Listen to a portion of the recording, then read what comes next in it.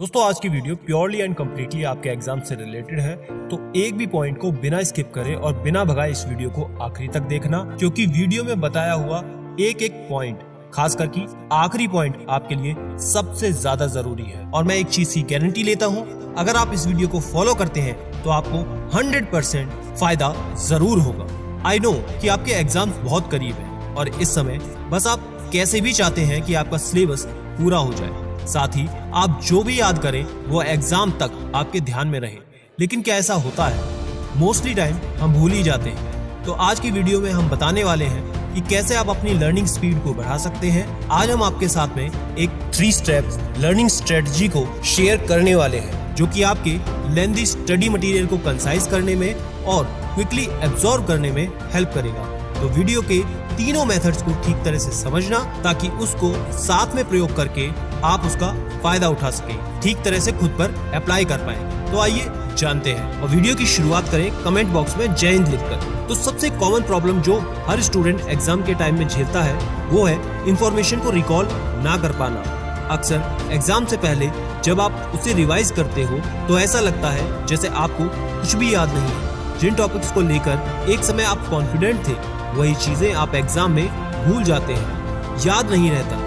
आपके साथ भी ऐसा हुआ ही होगा और आपके घंटों की गई मेहनत का रिजल्ट 0 हो जाता है। अगर इस प्रॉब्लम को 3 वर्ड्स में समराइज करें तो उसे कहेंगे लोअर ऑर्डर लर्निंग। इसी तरह से होता है high order learning. Lower order learning है understanding and remembering. More than 98% students इन्हीं टेक्निक्स पर डिपेंड करते हैं और इसी वजह से उन्हें चीजें ठीक तरह से याद नहीं रहती।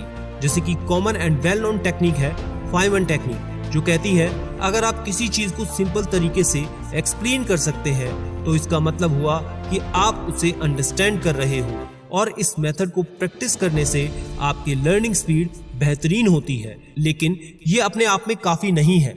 जस्ट बिकॉज आप किसी टॉपिक के बारे में अच्छे से जानते हो तो इसका मतलब ये नहीं कि आप उसमें एक्सपर्ट हो गए हो।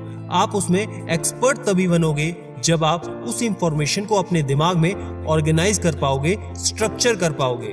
फॉर एग्जाम्पल, 2 स्टूडेंट्स हैं, दोनों ने सिविक्स में पार्लियामेंट चैप्टर पढ़ा, लेकिन अगर आप स्टूडेंट ए के दिमाग में झांके तो उसने पार्लियामेंट चैप्टर को स्ट्रक्चर के वे में समझा है, और अगर आप स्टूडेंट बी के दिमाग में स्कैन करें तो उसके चैप्टर को समझने का तरीका कुछ अलग होगा। उसने उसे पैराग्राफ में समझा है।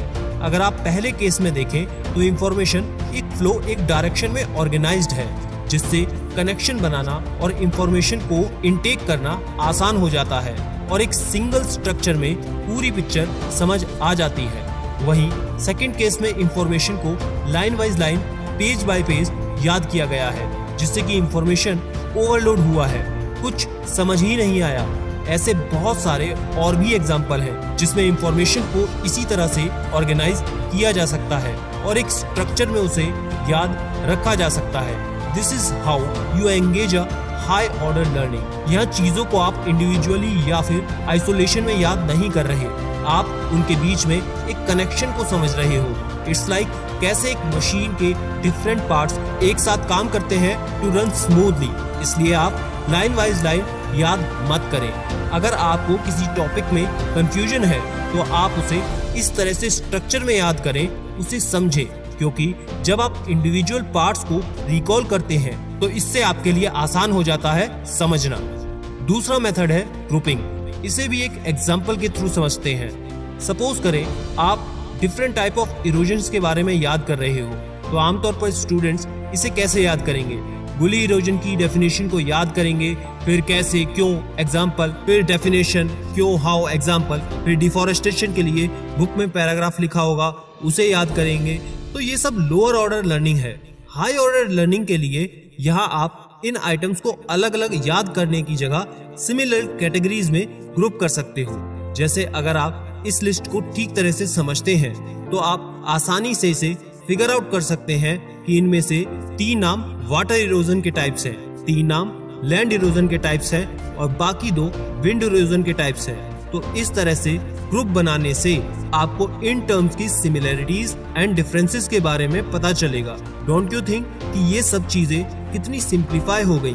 अगर आप 10 चीजों को आइसोलेशन में याद करोगे और उनके बीच में कनेक्शन को नहीं समझोगे तो उनको रिकॉल करने में आपको जरूर प्रॉब्लम होगी। ये बिल्कुल उसी तरह होगा जैसे आपको एक मैसी सा रूम एकदम ऑर्गेनाइज करना है और डिफरेंट आइटम्स को प्रॉपर प्लेस पे रखना, जिससे कि कौन सी चीज कहाँ पे है उसे समझना आसान हो जाता है और आपके ब्रेन को उसे याद करने में कोई भी एक्स्ट्रा एफर्ट नहीं लगाना पड़ता।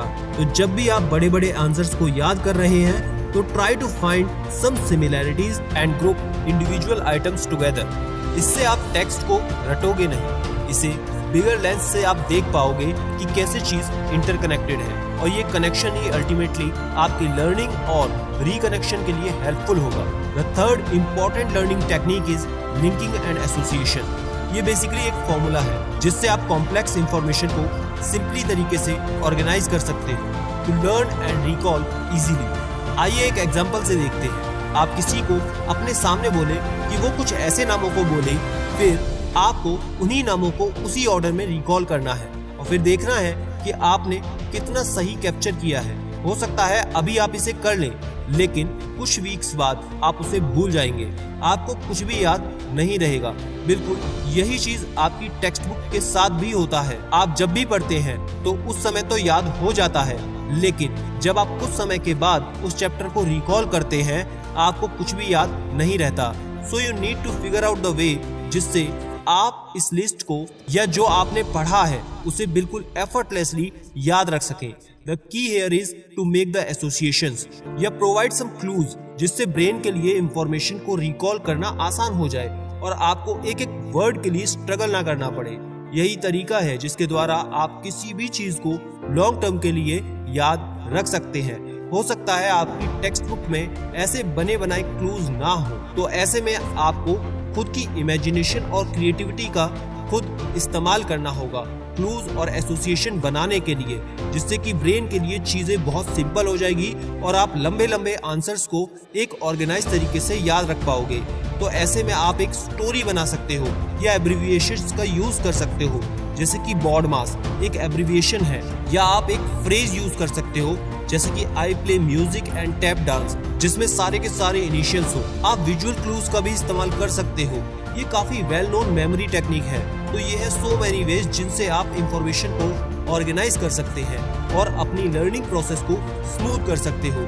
आप इसे स्ट्रक्चर कर सकते हो जिससे आपको कंटेंट एक फ्लो में समझ आएगा। और याद रखिए, आप उसके बीच की सिमिलरिटीज एंड डिफरेंसेस को एनालाइज कर सकते हो और उसके अकॉर्डिंग इम्प्रूव कर सकते हो and at the end association के थ्रू अपनी मेमोरी को क्लूज प्रोवाइड कर सकते हो जिससे आप उसे लंबे समय तक याद रख सकें। This is how you engage in high order learning. ये टेक्निक आपकी लर्निंग को और सिंप्लीफाई कर सकती है, जो आपके ब्रेन के लिए कॉम्प्लेक्स चीजों को याद रखना आसान कर देती है। तो आशा करता हूँ ये आपके लिए बहुत हेल्पफुल वीडियो रहेगी। और याद रखना, मैं हूँ सिद्धांत शर्मा, कोई है या नहीं, मैं हमेशा आपके साथ हूँ। Be happy and stay motivated with CD mania.